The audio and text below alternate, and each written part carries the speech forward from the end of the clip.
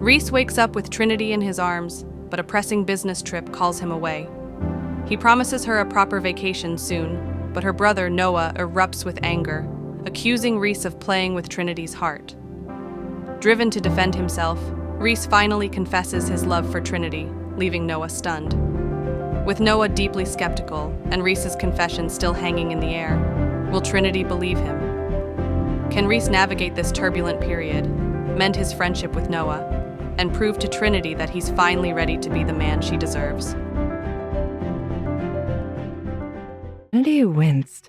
She really tried to focus on her textbooks, but her mate mark kept throbbing. It was this consistent, dull ache. She rose from her seat in the living room to check it in a nearby mirror. The pack crest had darkened on her pale skin.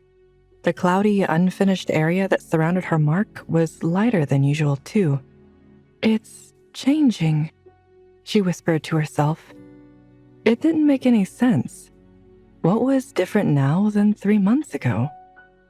"I can think of one thing," she thought with a slight flush to her cheeks. It wasn't like Reece unlocked something within her, like he was the key and she was a whole new person now. "Focus, Trinity," she mumbled. She turned back to the makeshift study spot in the living room. She needed to finish checking all of her textbooks. It was the first day of her new semester and the first time someone else had picked up her books for her. "All right, here's 2 for violence in society, 1 for crime theory, and..." Trinity's voice trailed. 2 of the books in her stack were wrong. Ugh, Trinity groaned. "What am I gonna do now?" Trinity spun at the new sound. She spotted 2 men at the door to her room. Elder Frederick, Reece's great-uncle, was there, but Trinity had never seen the man beside him before. Frederick wasn't her favorite person, but he wouldn't bring someone untrustworthy into the Alpha House. "Is something wrong, Luna?" Frederick asked with concern. He crossed into the room with a stranger on his tail. "Nothing serious, just something I need and can't get right now," she told him. "That won't do," the stranger said. "A girl like you shouldn't want for anything." Trinity's brows furrowed. His voice sounded familiar. When would she have heard it? "I'm sorry, but do I know you?" she asked. Elder Frederick chuckled and motioned to the stranger. "You 2 haven't met yet. Let me do the honors. This is Caleb, Reece's cousin, and..." "He's Beta," Trinity finished. Caleb's jaw clenched. "Sorry, is it rude to interrupt an elder?" Caleb recovered quickly. He flashed a smile at her. "Not when you're family. I'm honored to meet you, Trinity." She grinned. It was nice to have someone actually use her name. So often people in the pack solely referred to her as Luna. It was a sign of respect, but Caleb bypassed that. "Nice to meet you officially. I'm sure we've crossed paths before, but Reece said you've been pretty busy these last few months." Caleb nodded. "Not as busy as you. You've taken up a daycare and you're still in school. I'll have to ask him how he finds time to see you." "It's not my schedule that's the problem," Trinity thought. She forced a polite smile. "You'll have to wait to ask. He's gone for a few days." Frederick frowned. "I must have had my days mixed up. I thought we'd catch him before he left. Don't hold it against me. This old dog's just as sharp as always. Have a good night then, Luna." Frederick left while Trinity awkwardly waited for Caleb to do the same. Caleb sighed. "Such a shame. I wanted to tell Reece what I found in person." Trinity perked up. Caleb had been one of the wolves searching for leads on her attackers. "Anything good?" she asked him. "I don't want to get your hopes up, but it's promising," Caleb said. "Glad to hear it. If you'll excuse me, I'm going to make a few more phone calls." The twins couldn't ignore her forever.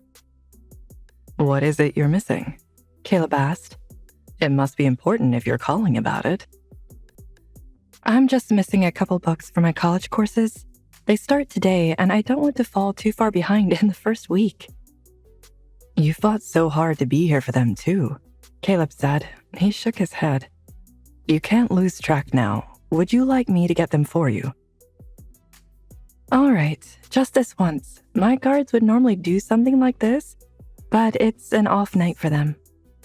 Trinity led Caleb over to the table to show him her textbooks. She picked up the 2 that were wrong. Caleb eyed the book for the wrong course. How about you come with me? Caleb asked. Trinity felt the ache of her mate mark again. I don't know. Reece would be angry if I left right now, with everything going on. Caleb laughed. Reece vetted me too. If you're not safe with the second strongest wolf in the pack, his own beta, then who can you be safe with? If we do this, it's just to the campus store and back, she said. Caleb bowed. Of course, Luna. I won't even stop for gas. Okay, just let me change first. Trinity rushed out of the living room. She tried to quell the rolling in her stomach, the itch beneath her skin. It's probably just anxiety over keeping something from Reece. She could text him once she got back. Then he'd have no reason to freak out. It was just a simple trip to the store. What could possibly go wrong? Trinity, despite her initial hesitation, finds herself drawn into an unexpected detour with Caleb, Reece's intriguing cousin. As they embark on a seemingly simple errand, a sense of unease lingers within her. The throbbing of her mate Mark intensifies, a silent warning of unseen forces at play. Will this seemingly innocuous trip to the campus store lead them into unforeseen danger? What secrets does Caleb hold, and what is the true nature of the promising lead he mentioned? Is the change in Trinity's mark a sign of something greater, a shift in her power, or a warning of impending peril?